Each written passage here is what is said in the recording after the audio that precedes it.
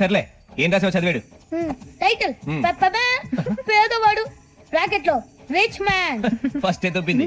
పేదవాడని title పెట్టి మధ్యలో rich man అంటే ఎదవా. ఏంటి ఈ వీడియో చూసి నవ్వుకుంటున్నారా?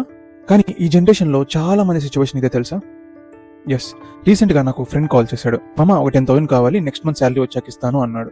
నేను షాక్ అయ్యి, ఏంటి మామ 36 lakhs per annum salary, still అది కూడా మిడిల్ ఆఫ్ ది మంత్ లోనే 10,000 అడుగుతున్నావు, ఆల్ ఓకేనా అని అడిగాను. ఏం చేద్దాం మామ, ఈ సోకాల్ సొసైటీలో ఫిట్ అవ్వాలి అని చెప్పేసి home loan, car loan and ఈ లగ్జరీ లైఫ్ స్టైల్ కోసం ఈ వచ్చిన మనీ వచ్చినట్టు ఈఎంఐస్కే పోతుంది, ఈ ఈఎంఐస్కి పోను మళ్ళీ ఒక 25,000 to 30,000 అప్పు చేయాల్సి వస్తుంది అన్నాడు. ఇప్పుడు గుర్తొచ్చింది నాకు ఈ స్టోరీ. అండ్ ఈ స్టోరీతో పాటు ఇంకొకరు కూడా గుర్తొచ్చారు, వారెన్ బఫెట్, వర్త్ $100 billion. కానీ ఇప్పటికీ తన ఓల్డ్ హౌస్ లోనే ఉంటాడు, ఓల్డ్ కార్ ని డ్రైవ్ చేస్తాడు. Because he know the value of money management than earning. So మీరు కూడా ఈ సోకాల్ సొసైటీ కోసం ఈఎంఐ లూప్ లో ఇరుక్కుంటారా, లేదా వారెన్ బఫెట్ లాగా మనీని మేనేజ్ చేస్తారా? Do let me know in comments.